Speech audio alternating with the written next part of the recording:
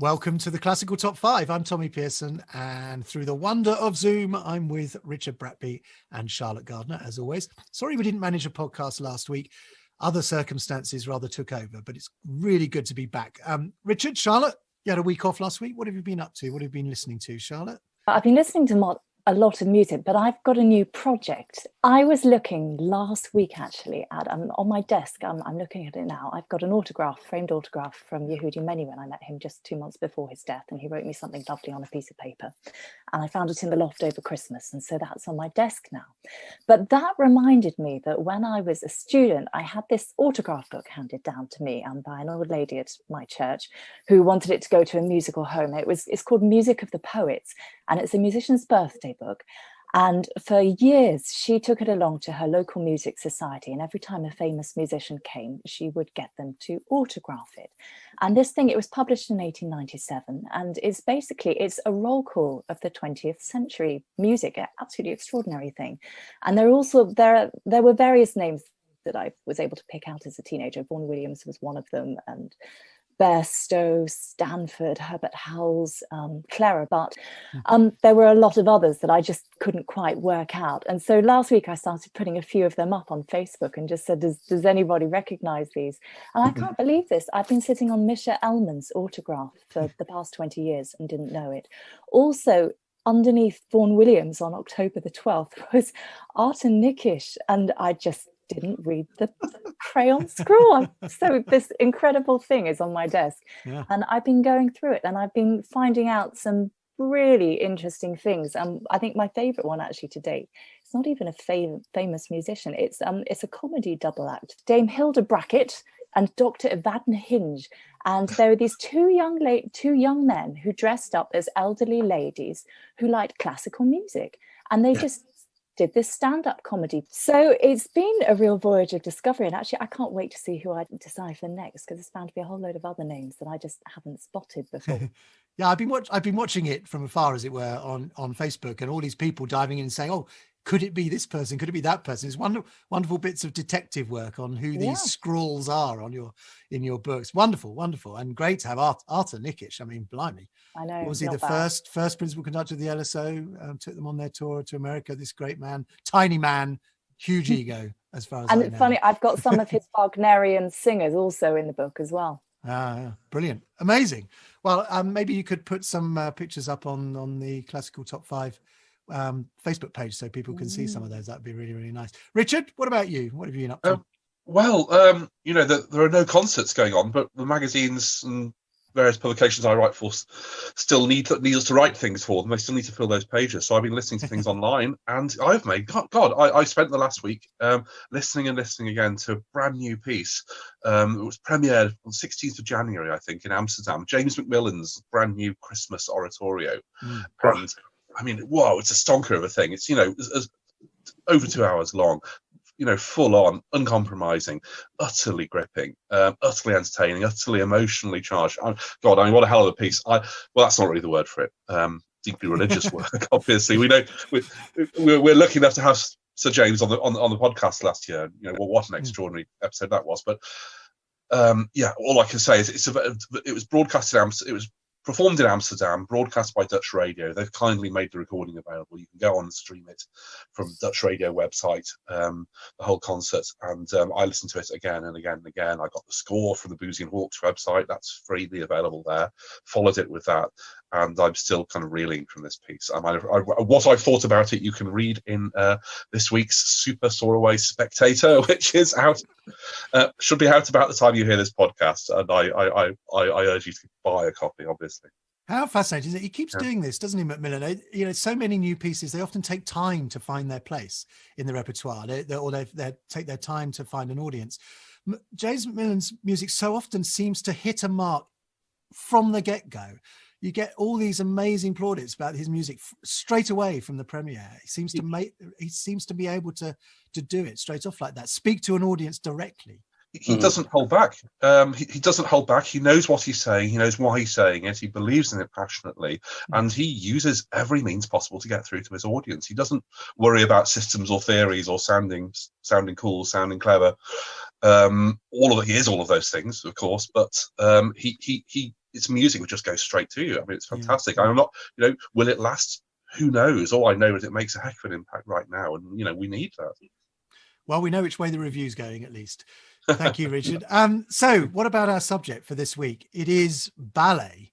That is music written specifically for a ballet, even if it might now be best known as a concert piece. And our very special guest is someone who's conducted a huge number of ballets in his long career as music director and now principal guest conductor of the Royal Ballet, as well as music director laureate of Birmingham Royal Ballet, and on the concert stage, of course, including his 17 years as principal conductor of the BBC Concert Orchestra. It is such a pleasure to welcome Barry Wordsworth to Classical Top 5. Hello, Barry. Hello, Tommy. Thank you very much for your welcome and your invitation to be part of your podcast. I'm really looking forward to chatting to you about ballet. It's wonderful. Brilliant to have you on. I'm going to ask you the question I ask all of our guests, particularly actually performers, conductors. What have you been up to during lockdown? How has it been for you? Well, it's been challenging, I have to say.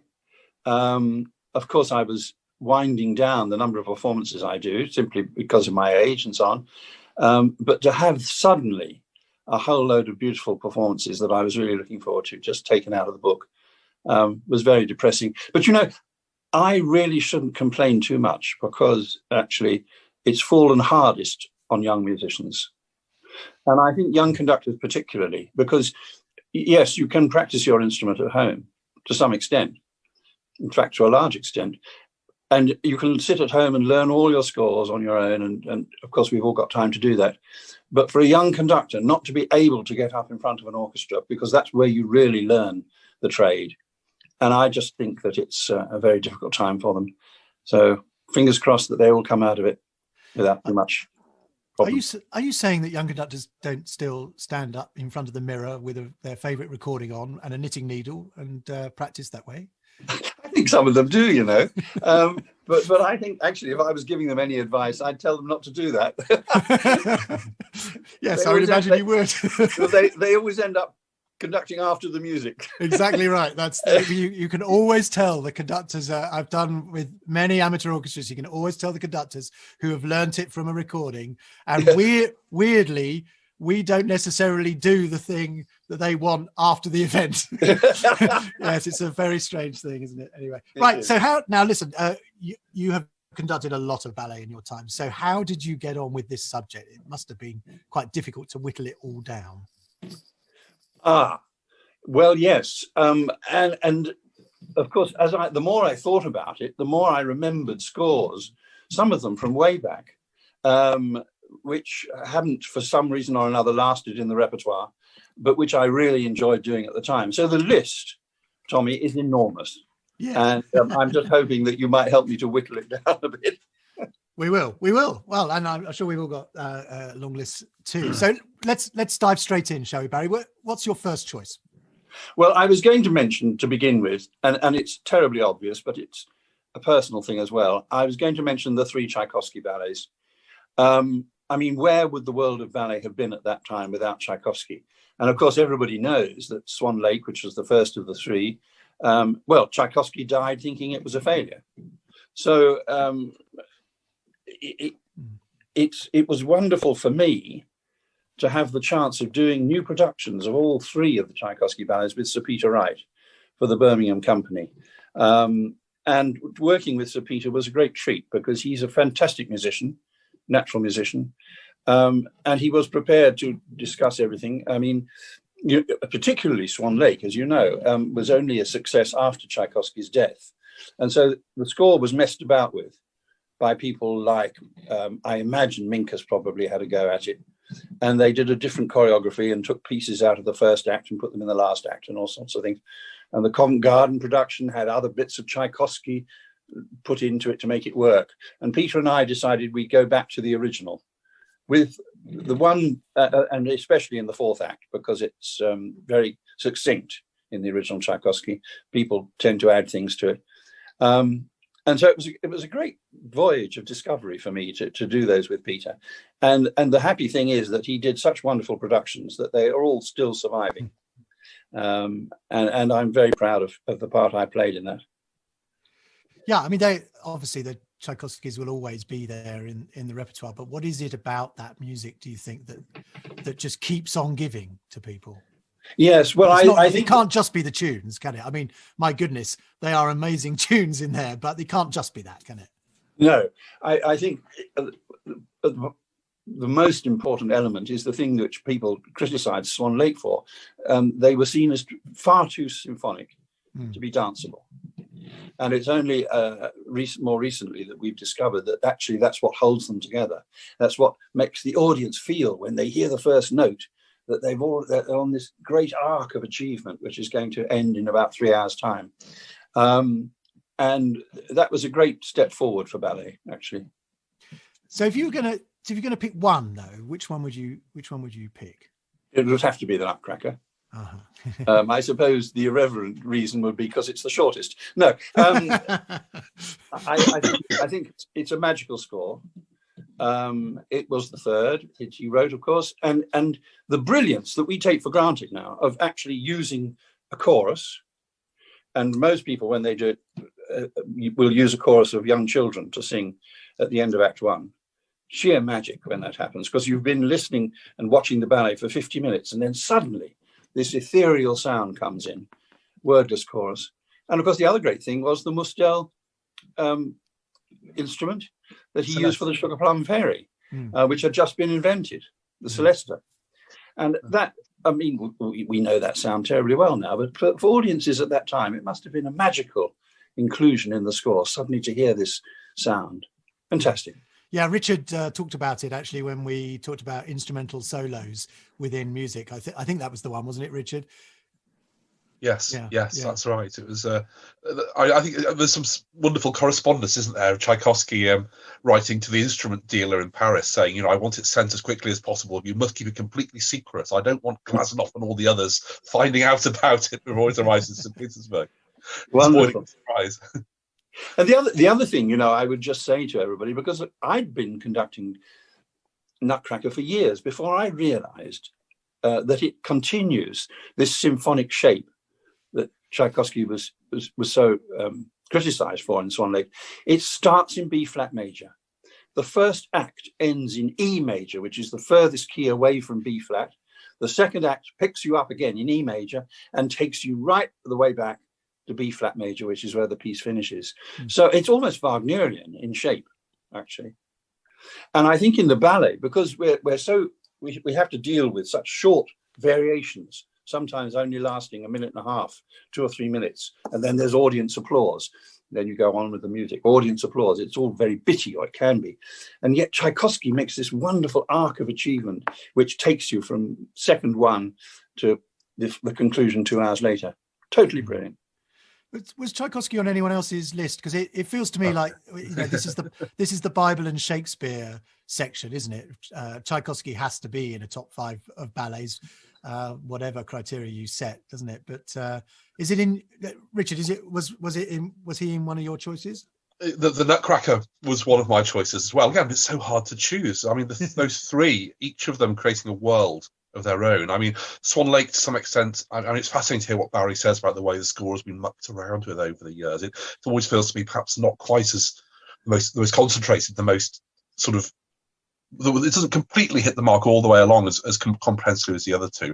Possibly that's because I've heard corrupted versions, because I've become familiar to hearing the piece being knocked around, cut around.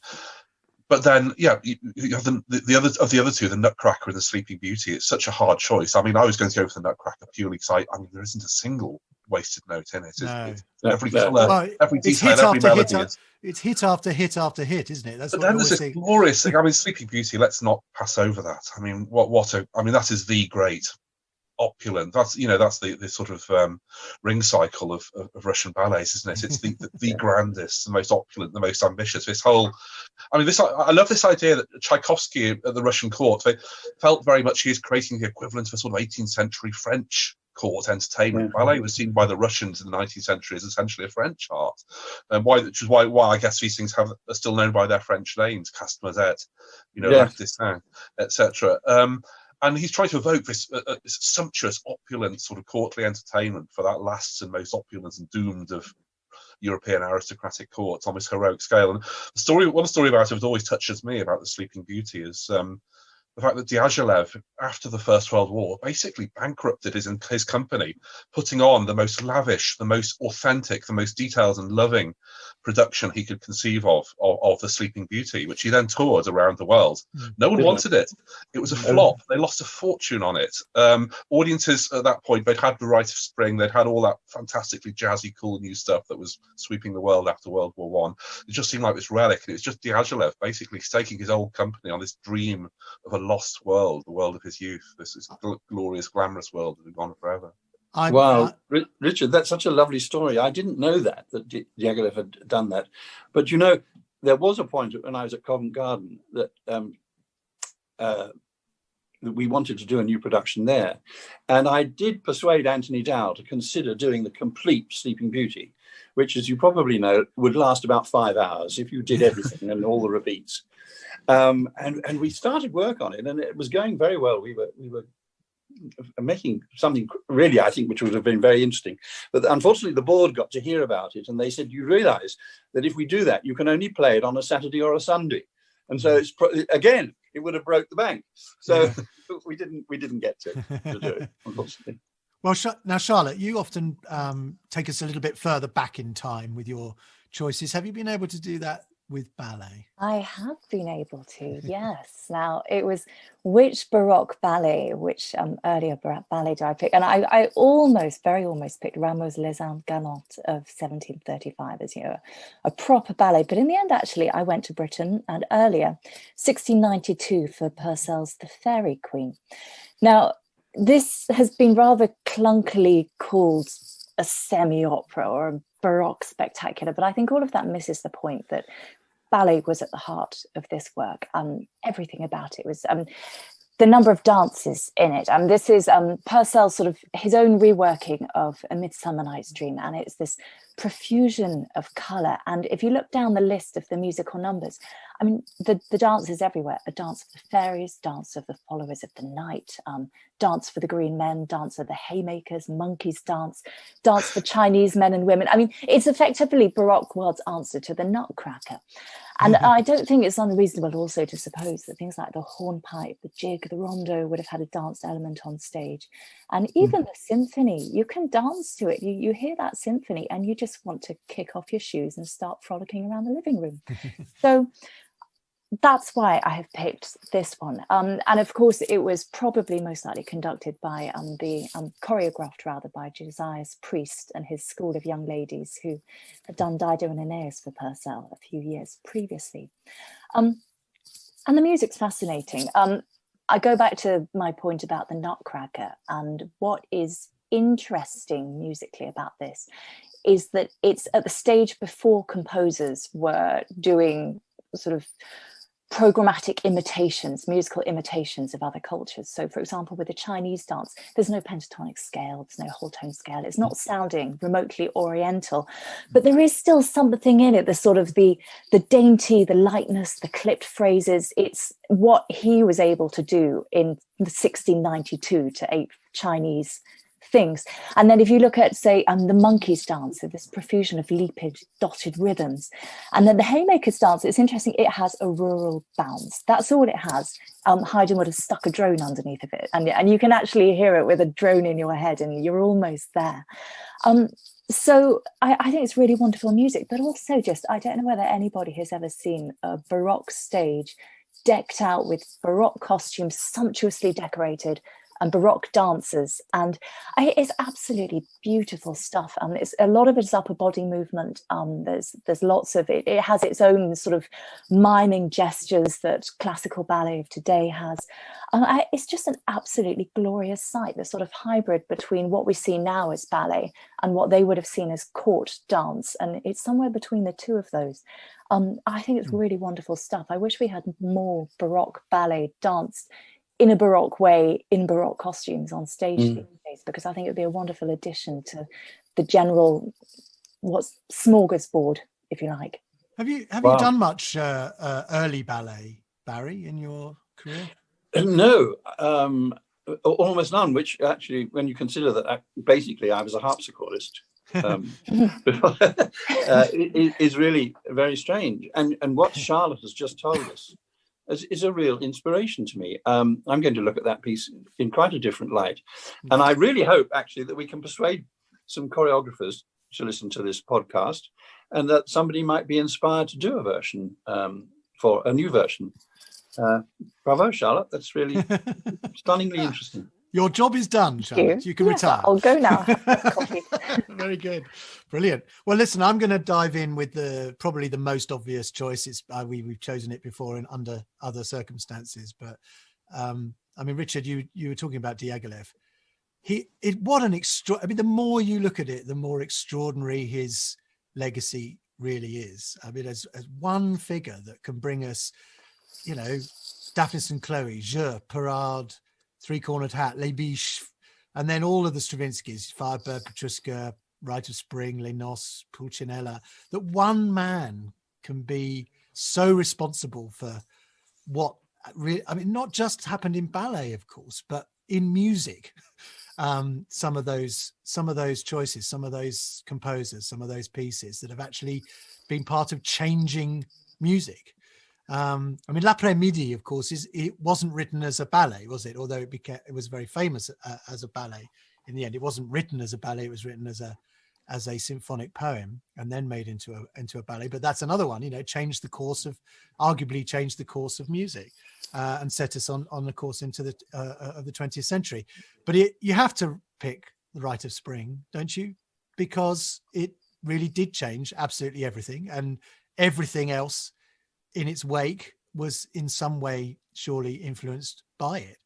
And the idea that actually still, even now, thinking about that ballet, it can still shock you. It can still feel dangerous. It can still feel, as shocking maybe as it was when it first appeared.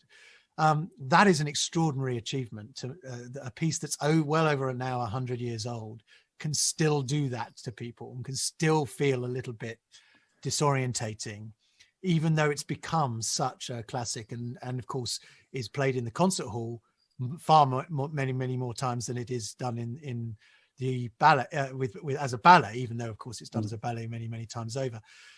Gosh, I mean, there are so many different productions of the ballet that I can think of, but Pina Bausch has to be one of the more modern choreographers. But as a piece of pure music, I mean, it for me, it's the greatest piece of music ever written. But it has to be there. How many times have you done the ballet Rite of Spring, Barry, as opposed to on the concert stage?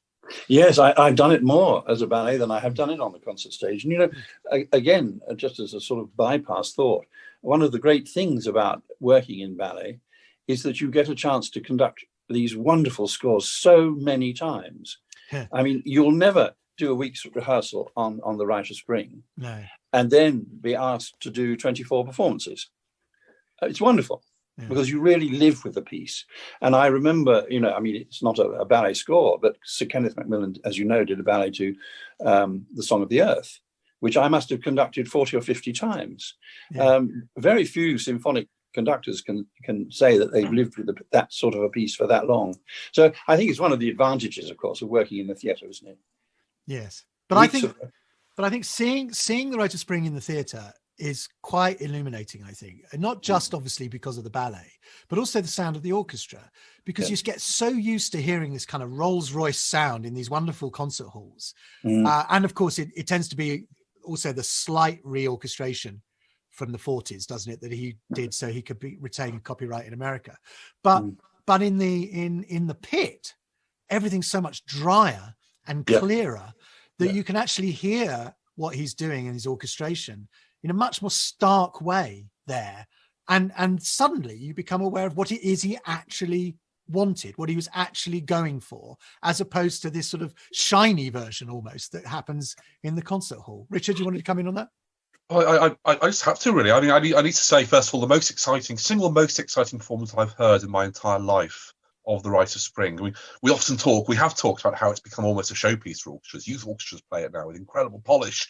The performance I've heard that captured the danger, the excitement, the thrill, the raw energy of the thing was conducted by Barry, actually, with Birmingham Royal Ballet in, I think, about 2003, 2004. And it was reconstruction of the original Nijinsky choreography from 1913, and you never see that, and musicians never talk about it. And you see that choreography, and I mean, I do not use this term lightly. It's batshit crazy.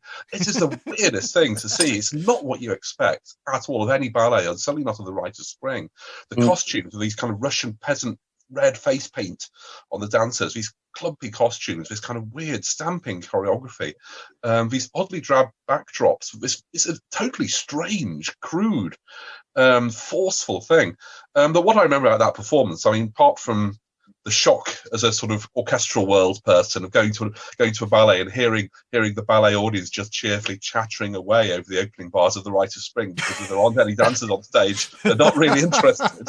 That's quite fantastic. But just the raw energy. I mean, I think I don't know. It's fair to say, but ballet orchestras that play a lot of ballet, I suppose they do perhaps end up playing a lot of 19th century repertoire and music written in a 19th century style. And you could tell that this was fresh to them.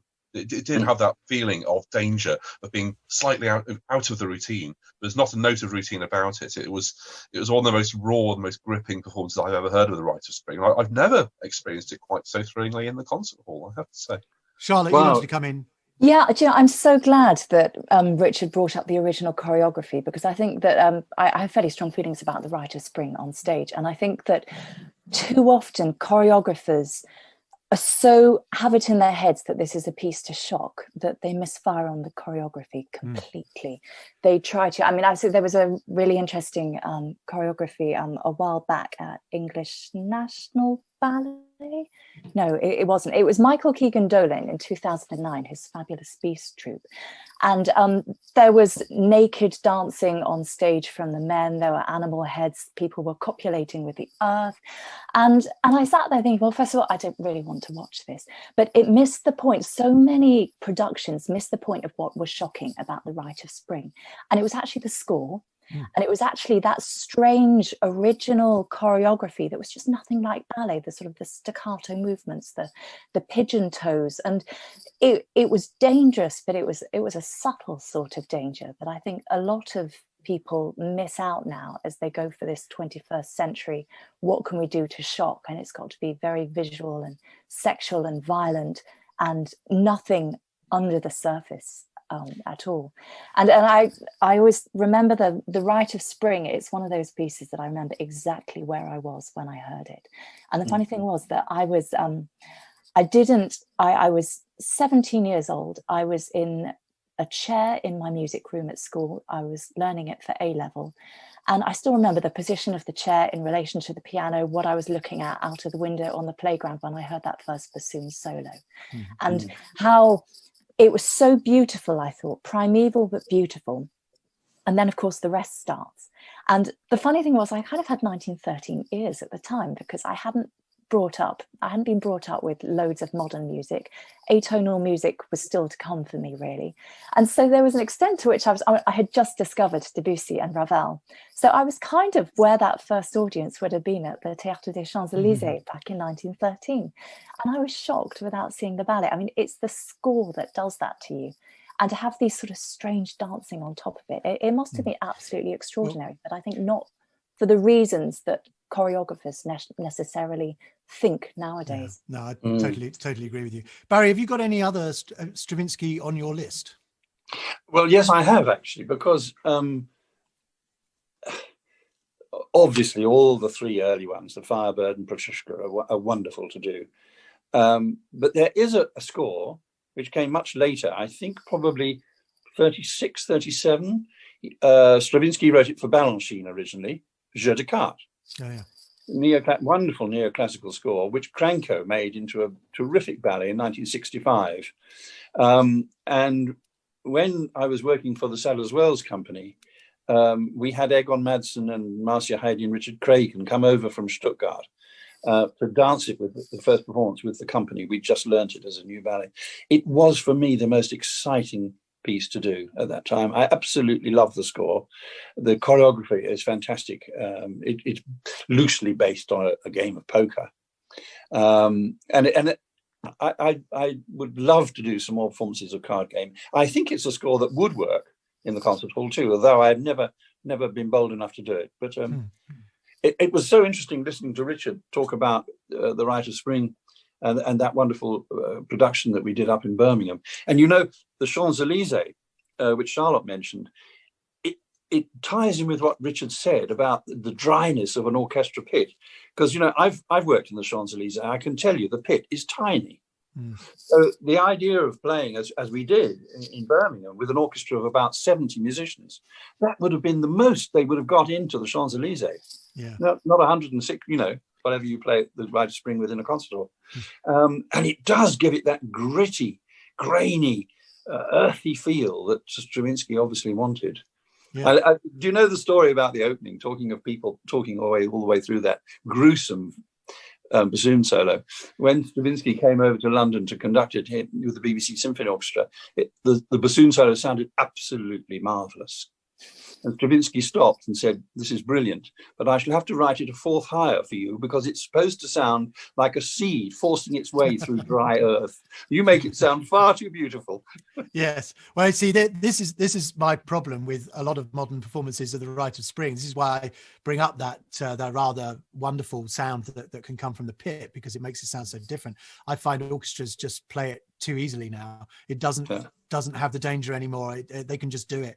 I love some of the older recordings because it does still sound like they're not struggling, but they're definitely pushing themselves to do it. So, but anyway, let's get off Rite of Spring, and let's have another choice from you then, Barry. You chose Jeu de Cartes, but let's have another one. Maybe we'll move on from Stravinsky and talk perhaps about Ravel. Same period, again Diaghilev, and of course it has to be Daphnis. Because it links rather with Nutcracker and the use of a chorus. I just found conducting the entire Daphnis such a wonderful experience. It is a masterpiece of orchestration, and just to play that with the movement on stage. We did a version by Sir Frederick Ashton, which is fine. I've never seen the original. I'm not sure anybody still does it, actually. But yes, a great work. Yes, I mean, I've never seen it as a ballet. I've played it many times in the concert hall, and I've heard it many times. The two suites, of course, in the concert hall. But I mean, how different is it as an experience performing it as a ballet as opposed to on the concert stage? Well, that's sort of a wonderful question, because every time you do a ballet with a piece which is well known in a concert hall, there are all those extra considerations which you have to take into account. And the great thing to remember for a conductor is that the audience aren't just listening, they are watching as well. And so your job is to really make it fit so that both sides have a fulfillment and a cohesion together. And it's a challenge that I love. A lot of conductors don't particularly enjoy it, and I understand that, actually, because you do have to think twice about some of the things that you feel very strongly about musically. But you have to realize that your excitement in the theatre is made not just from the music, but from the visual part of it as well. And frequently that means going a bit slower, actually, especially if the stage is very large and people want to fill the stage and make an impression, visual impression. Yes, but that's a lovely challenge for a conductor to make a more steady tempo sound as fulfilling and exciting. I remember doing the Dream, Mendelssohn Dream, and feeling that some of it was so slow, I didn't know how I was going to make it work. And then I listened to a Klemperer recording, and some of his tempi were actually, when you got the metronome out, were even slower than I was being asked to do. But somehow he made it sound brilliant. And that's a fantastic challenge, to make us a less speedy tempo sound exciting. Yeah, that's fascinating. But also, what about if it's a piece of music that you know so well from the concert stage, that the version can often be very, very different. I mean, Stravinsky is a perfect example of this, isn't it? Another one of my choices, which would be Three Cornered Hat, which is De Faya, which is very much known as in its concert suites, but it's completely different as a ballet, because it's a bit like film music, isn't it? Instead of just instead of just all the highlights, there's all the other stuff as well. There's the underscore, if you like, and all the transitioning bits as well that go from one scene to another, which you've suddenly got in front of you that you didn't have on the concert stage. Yes, and I think, you know, there's another interesting challenge for the theatre conductor here, because when you're doing opera, which of course is a wonderful thing to do, and I've done a bit of opera, but nothing like as much as I have ballet, the orchestra can hear what's happening on stage. They can hear the dancers stop on a top C, and they can stop with them and enjoy it. They don't even need the conductor to do it, to be there. In the ballet, all they've got is me. And we had a wonderful thing at Covent Garden for several years. We used to do a thing with youth orchestras, and we used to bring them in, and they would be coached by members of the house orchestra. And that meant that I used to get the ballet pianists to come along and play the ballet so that the orchestra could sit out in the stalls and watch it before they played it. And some of the really old seasoned hands of the Covent Garden Orchestra came up to me afterwards and said, Barry, we always ought to do this. Now I know why you do it like that. Now I've seen it. And it really made a difference. Wow. You know, it inspired them. Because, I mean, as a conductor, you only get 3 hours on most programs. So you don't have time to go into terrific detail. You just do it. And of course, they all go to the pub afterwards and complain that it's all wrong. Of course. Of course. That's just the way it is, and the way it always will be. Okay, well, yeah, Daphnis and Chloe is definitely on my list as well. Charlotte, another one from you? Well, what about a work that Diaghilev turned down? Vaughan Williams's Job, I'm going to go for. Now, this is an interesting one because he knew that there was a really good chance it wouldn't get danced ever. And so he conceived it. I mean, it had already been turned down by Diaghilev, I think, as he was writing it. So he was conceiving it very much as a concert work at the same time. And as a result, there is a symphonic element to it. And it does really, really stand up in the concert hall. It's noble, it's varied. It's not necessarily what we think about Vaughan Williams. He was just about to write his 4th symphony. There is that more sort of jagged, non-pastoral side to it. But at the same time, if this is, of course, a ballet about the Book of Job, or rather William Blake's illustrations to the story of Job. But what Vaughan Williams did with it is just absolutely gorgeous.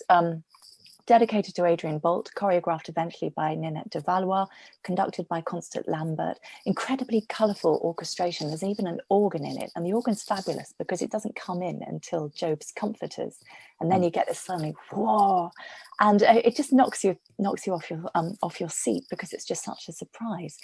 There's a solo violin in Elihu's Dance of Youth and Beauty, and it's sounding really so much like a lark ascending, and there's also the Pavan and Galliard that were played at Vaughan Williams's funeral. Noble altar dance, a dance of triumph, Satan's dance of triumph, which is dangerous, angry, this glockenspiel, macabre sound, and there's just so much going on in it from a coloristic point of view with the orchestration, and very, very beautiful music. And I think, as I say, I suspect that the fact it works so well is because he feared that it would never even get staged as a ballet. So he had to pull the stops out in all the other ways, quite literally with the organ, actually. I'm very pleased, very, very pleased you chose Job, actually. It was almost on my list, but that's fantastic. And I'm very also pleased that you bring up Ninette de Valois, Dame Ninette de Valois, because I was reading she was so scared of Diaghilev, she never looked him in the eye. She never felt like she could look him in the eye. But my favorite thing about Ninette de Valois was when she died. I was at Radio 3 when it was announced that she died aged 102, and one of our listeners wrote in to say how sad it was to hear of the untimely death of Dame Ninette de Valois. Now, if you're dying at 102 in an untimely fashion, then you've had a great life, haven't you? But hats off to her for Job. I mean, she constructed a ballet out of a story that there's barely any action in it. How do you even do that? I mean, Vaughan Williams described it as a mask because it didn't have enough in it to choreograph, but still she managed it. And didn't he also insist that she shouldn't use tutus and point shoes because he couldn't bear them? So it has a style all of its own. But whilst we're talking about de Valois, it brings up another favourite of mine, which is Sir Arthur Bliss's score for Checkmate. And I love the story behind this, that actually the whole idea of doing this ballet was Sir Arthur Bliss's idea, and de Valois didn't play chess. So he said, well, tell you what I'll do. I'll teach you to play chess. And while we're doing that together, we can discuss how we might make it into a ballet. And apparently they used to play chess night after night after night. And so the whole idea of formulating this ballet, which was premiered in Paris, wasn't it? Again, I think at Champs-Élysées Theatre, just before the war, 1937. Because the Royal Ballet had to flee because when they got to Holland to come home, it was about to be invaded. And there's this whole story of the conflict between love and hate, and how this was associated at the time with what was happening in Germany. It's a most wonderful theatrical score, brilliant orchestration, as you would expect from Sir Arthur, and a wonderful tight cooperation between de Valois and Sir Arthur. I think it's a masterpiece, actually. Yeah, Richard, this one will chime with you, I assume. It was one I was thinking about, certainly. I mean, Sir Arthur Bliss is underrated British composer who I think is probably due a revival. I know there's a major biography on the way from Paul Spicer, which might help a bit with that sort of thing. But yeah, I've seen stage 2 of his ballets, Checkmate and Miracle in the Gaubles, both of which were revived in something very like, I think, the original productions by Birmingham Royal Ballet in the last decade or so. And yeah, Checkmate, I mean, it's a visually stunning thing as well. I mean, that original late 30s production, it has all that kind of Art Deco, slightly sort of shadowy, I don't know. It's a brilliantly colourful and at the same time brilliantly sinister looking set of designs, and the music has that zip, that sort of steely, purposeful, Age of Anxiety kind of energy to it. You know, that sort of it has that unique late 30s feeling. It's streamlined, it's brilliant, it's dazzlingly inventive, and at the same time it has these shadows falling over the music and done with this enormous zip and verve. I mean, Walton is probably the closest parallel for those who don't really know Bliss's music. I mean, this sort of stylistic parallel. It has that sort of glint of steel about it. I find utterly thrilling. I was listening to it again last night. I mean, lots of it reminded me of his film score for Things to Come, probably because that's another well-known Bliss score. There's probably nothing more to it than that. But it has that kind of, you know, he sort of works in these sort of mechanistic, mineralist sort of rhythms. I say this kind of steely brass-fed orchestration. At the same time, it has this grace, this balletic verve style to it. I just find it's a really gripping score. Those of listeners that are based in the UK, if you can go to the BBC Sounds website and find the Desert Island Discs edition with Bliss, it is absolutely fascinating. And the idea of a picture of a rather sort of Edwardian looking guy with a big moustache, think that they would be old fashioned. Absolutely not. He is a brilliant mind and a really genuinely fascinating selection of 8 records for Desert Island Discs as well. I highly recommend that. Well, I mean, Bliss was in the trenches in World War One. He lost his brother to a gas attack. He wrote this astonishing choral symphony, Mourning Heroes, mourning the dead of the First World War, which really anticipates Britain's war outcome by some decades. So he knew they weren't messing around in the late 30s.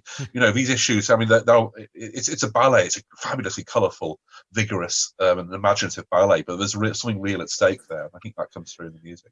Now then, we haven't mentioned Prokofiev yet properly, and we need to, because Romeo and Juliet surely has to be somewhere in this list as being one of the all-time great ballets, surely, certainly of the 20th century. I mean, it's so different, obviously, from the Stravinskys in its sort of conception. But Barry, Prokofiev, Romeo and Juliet, it's got to be there, hasn't it? Oh yes, very much so. It's an absolute joy to conduct. It's the version that I've done mostly is the Macmillan version, of course, because that's the one of the Royal Ballet, which is very good. There is a Cranko version, which is also very, very good indeed. But from a simply musical point of view, I love listening to Cinderella and performing Cinderella almost more, I think more than Romeo and Juliet, because the variety of musical textures that he uses to tell that story, it's so varied, it's so wonderfully colourful and picturesque. And again, Cinderella is much less played, isn't it, than Romeo and Juliet? Yeah, definitely. But I think as fine, if not a finer score. And I really would encourage people to listen to Cinderella because it does work without the visuals as well. Yeah. But it's again, just coming back to something we were talking about earlier. It's interesting to hear the difference in performance with Prokofiev's score on the concert stage and then in the theatre, because I think often people really, because they in the concert hall they don't have the constraints of the synchronization, if you can put it that way, with the dancers. It tends to get a little bit more sentimental. People tend to pull it around a little bit more, when actually whenever I've seen it as a ballet, it often isn't. It isn't like that. The music is often not quicker, but it doesn't hang around as much or enjoy the sentimentality of the big tunes. Which, because I don't think Prokofiev was ever sentimental, really, was he? He did some great tunes that are wonderfully romantic, but it wasn't sentiment or sentimental. It didn't go into that sort of more syrupy way of doing things that so many people, I think, often do when they do it in the concert hall. Yes, well, wasn't it Prokofiev himself who told off a conductor for pulling his piece around and said, basically, I am a classical composer. Don't pull me around, just play the notes. Yeah. And it does work much, much, much better. It's got a thread which tells the story so much better if you don't hang around. And that is also true of Cinderella. But that set of variations in Act 1 of Cinderella for the 4 seasons, some of the most wonderful music that Prokofiev ever wrote. Really well worth everybody listening to. The other one I was going to throw in was Miraculous Mandarin, Bartók, which is just such thrilling music anyway. I love Bartók, and he's always underperformed. I think he seems to be you talk to any concert promoters, he's like the kiss of death, Bartók. And it seems extraordinary that even now, a composer like that is so sort of widely accepted, really, is still seen as the kiss of death for audiences, and people will not put him in. Or if they do, then they suffer the consequences. It happened at the proms. I remember when I was presenting, I can't even remember what the piece was now, but it was mentioned that one of the reasons why the audience wasn't full is because it was Bartók, and people don't want to come and hear Bartók. Seems amazing. But the Miraculous Mandarin again is another piece I know so well from the concert hall. But what an extraordinary piece that is. Richard, you were nodding away at that choice. Oh, I just to say, but the Miraculous Mandarin. I mean, it comes up in the concert hall from time to time. I just want to share an occasion when I was asked by a concert promoter to write program notes aimed at the 8 to 11-year-old age range about the Miraculous Mandarin. I don't know if you know the plot of the Miraculous Mandarin. It involves someone, a prostitute, beating someone to death in an opium den. They wanted me to talk for this. Put this in terms that they said, maybe you could talk about the orchestration. Something that the 11-year-olds can relate to. I sort of pointed this out to them, and it's kind of, you programmed this piece in your children's concert. I mean, you tell me what you think. It was appropriate. But that's what ballets do. That's what bringing it back to the ballet does, isn't it? Because we get so used to it being pure music on the concert stage that it's so easy to forget what this music is actually about. Well, it's a great error, I think, that people who live principally in the concert hall make. I mean, like I said, we talk about Romeo and Juliet. We know it as a sort of 30-minute slice of highlights. The score is something like 3 hours long, isn't it? It's enormous. It's more like a little kit of parts. It can be assembled into all sorts of, there's a lot of repetition in there as well. There's a bit, the gavotte for the classical symphony pops up at one point. It's not necessarily what we think of it as. And I mean, I've mentioned before on occasion, we asked our youth orchestra in Birmingham to play the complete Nutcracker, the whole ballet, with our youth chorus singing the vocal part in concert. And they got Alexander Verdernikov, the late Alexander Verdernikov from the Bolshoi, to come and conduct it for them. And the whole kind of the idea behind that was that these teenagers all think they know the Nutcracker. They think the Nutcracker is 7 tuneful little pieces they heard at primary school, and that they're a bit better than as aspiring 18-year-old orchestral players. And then you prevent them with this symphonic score, this lush, symphonic, gloriously orchestrated feast of Tchaikovsky at the absolute height of his imaginative powers. And every one of them, is to try and throw open those gates. There's a world elsewhere. I mean, one of them I remember coming off, I think had dreams of playing for the Royal Opera, and in fact now does play for the Royal Opera. I remember him coming off stage after Mahler 7. I think we've been rehearsing the first movements of Mahler 7 and just looking absolutely shattered, saying, that's quite a play. And I say, well, keep going at that intensity for another 4 hours, and you've and you're somewhere towards an opera. What it's like to play in an opera pit or a ballet pit. Yeah. Right. Yeah. All right, let's have another choice from you, Barry, as we head towards the end, and then we'll do a sort of round about and figure out the ones we should have mentioned and we want to throw in too. Well, I suppose the last piece I wanted to mention is a bit of a curiosity. And I have to say that I was involved in the first performance of this ballet, and it was deemed to be a flop. Sir Kenneth, then it was revived several times, and every time he revived it, he cut it. And eventually, after his death, we did a version which we brought down to about an hour and 10 minutes, I think. So it was half of it cut out. And that was the worst flop of all. And I'm dying for somebody to revive the original of this. And it is Richard Rodney Bennett's score for Isadora.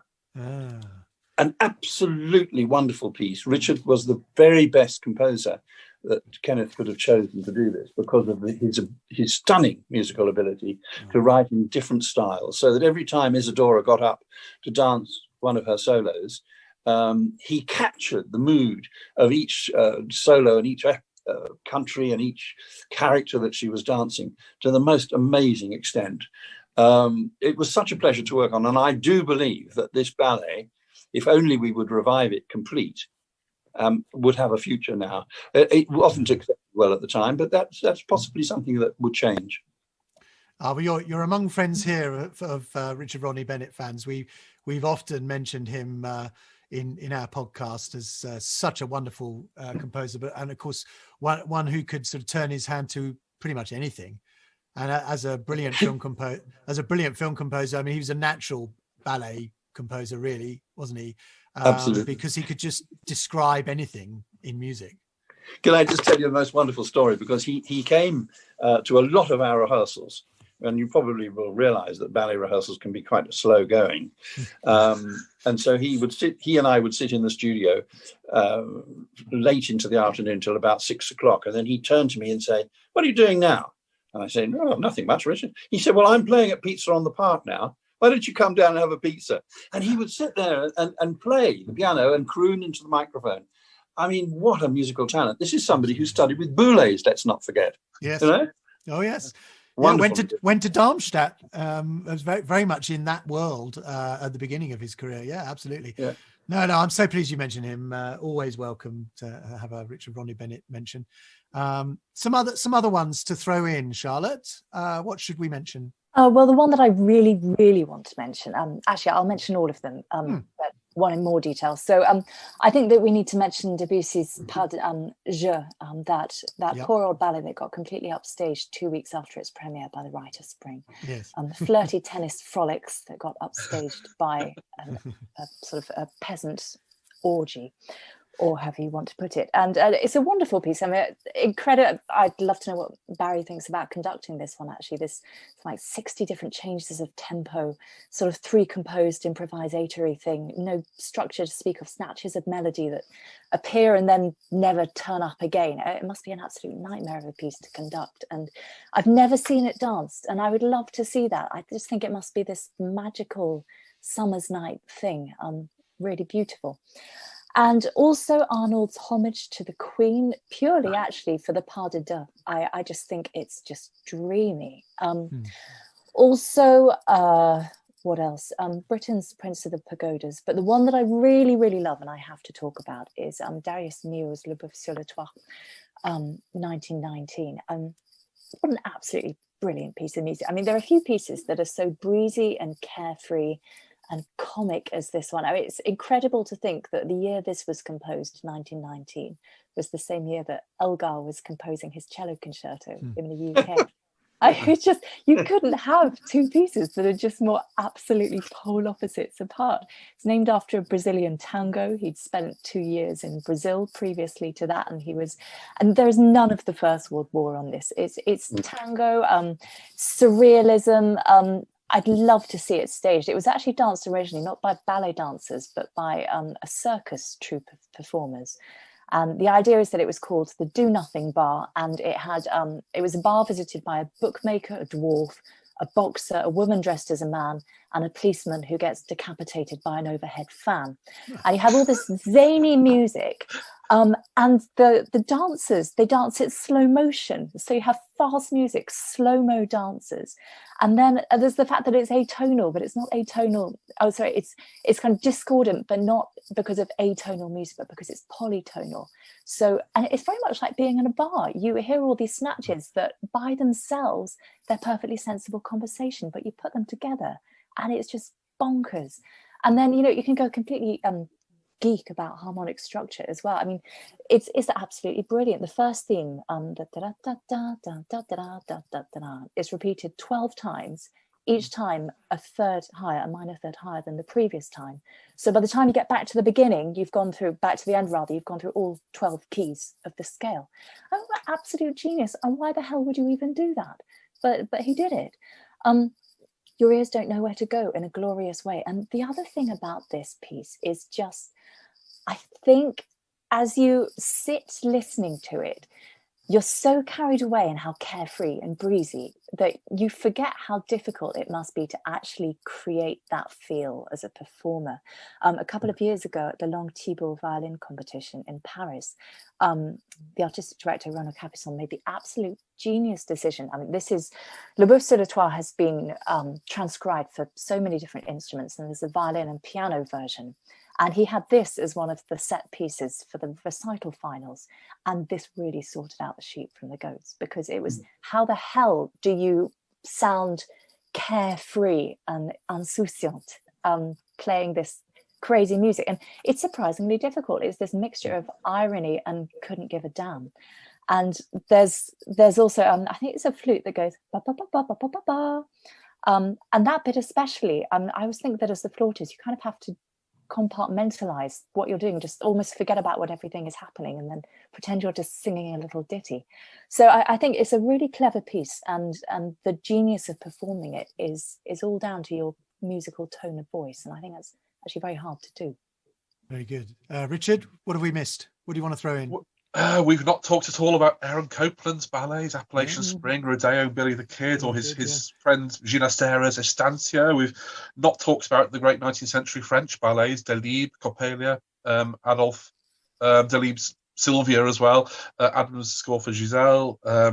We've not talked about the sort of post-Soviet ballets, you know, sort of steely, sort of socialist, realist ballets of Khachaturian, like Spartacus and Guyana, and then Shedrin's fabulous Carmen suites. But I was going to talk about, if I'm not going to talk about personal favourite, 19th century French score, like The Two Pigeons by André Messager, which is a score just so warm and sweet and generous that I just want to hug it. It's a lovely, lovely score. It's an absolutely charmer of a ballet, which it's magical. It's one, everything works. You know, the final scene where the two lovers are reunited, the two little pigeons flutters down from the wings, and the music just melts with tenderness and warmth. It's not music that's trying to change the world. It's music that's trying to warm your heart, and it really does.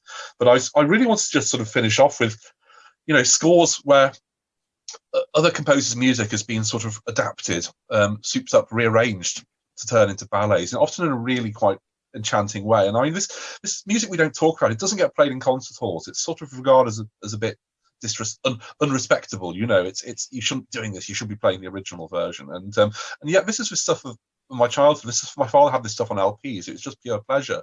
These are melodies that sort of you sort of sink in. You know them your whole life.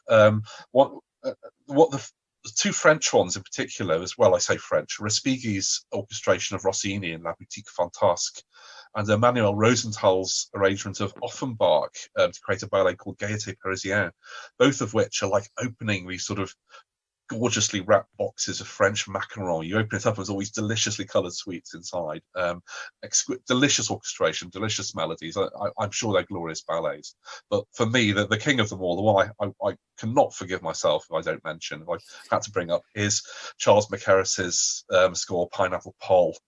Of course. Gilbert and Sullivan, arranged in the style of the 1950s West End, this ritzy orchestration, gorgeous stuff, brilliantly put together. Not just Gilbert and Sullivan, Gilbert without Sullivan without Gilbert as well. If you know Sullivan's music, no one knew it best than Charles Mackerras, and he just ranges all over things like the music from the Merchant of Venice, the Irish Symphony, all the operettas, and pieces them together into this absolutely delightful, hilarious ballet scenario, which is essentially a takeoff of HMS Pinafore, but choreographed by John Cranko. And with designs in the original production by Osbert Lancaster, which themselves are just an absolute joy to look at. These riotous, colourful cartoons, so much of their period, so very 1950s Britain. It's absolutely delightful to look at. It's such a witty ballet. I believe the choreography also is full of witty, playful references to other ballets, which is kind of above my pay grade a bit. But the music, certainly, it's just an absolute delight. It's sunshine. It's colour. He loves that music, and he sort of gives it this glamorous sort of 1950s kind of showbiz sort of makeover, and I just love it. I love it. I keep trying to get people to play it. I keep trying to get people to listen to it, and no one really wants to know anymore. I heard McCarris himself conduct it at Liverpool back in the 1980s and the 1990s. I think since he's been sadly no longer with us, I don't think there is anyone else there championing that score. But it does come back on the ballet stage. And I mean, there are pieces I absolutely love, but if I want to hear them perform live, I need to go to a ballet. I've never, not since the 1980s, the early 1980s, I've not heard a single live performance of César Franck's symphonic variations, unless I've gone to see Frederick Ashton's ballet. Was it Frederick Ashton? Am I remembering that right? It was, yeah. Yes. And you know, it's a fascinating, incredibly beautiful ballet, again with these very evocative interwar sort of mid-century designs, it's funny really how there are treasures to be had for the music lover in the ballet theatre that you won't encounter in the concert hall, and we forget that's our peril. I wanted to choose something more recent. And then I realized that most of the ballets that I know of the last few years or so, maybe the last decade or so, are really ballets set to other types of music. So there's a lot of Steve Reich out there, for example. He's become very much the composer of the day to set a ballet to things like music for 18 musicians and six marimbas and lots of other pieces for smaller ensembles, or even for tape, of course, which a lot of ballet companies are now doing rather than using live musicians. And there are lots of composers that apply to that, but also, of course, a lot of more contemporary sounds within ballet. So pop musicians writing ballets and sort of more experimental artists, let's call them that. So not really in the sort of orchestral world and in the classical world as we would think of it. But there was one I thought, and actually, as it happens, it's by a composer who used to be in a pop group, and it's Joby Talbot's Alice's Adventures in Wonderland. Now, I never saw it as a ballet. Barry conducted the premiere, I believe, with the Royal Ballet in 2011. But I do know the music, and it's such charming music. I mean, Joby knows what he's doing. He's rather a good, rather neat film composer as well. He wrote the music for the big screen version of Hitchhiker's Guide to the Galaxy. He wrote all the music for League of Gentlemen, for example. He really knows about drama. He knows how to score that, and so therefore is a natural ballet composer.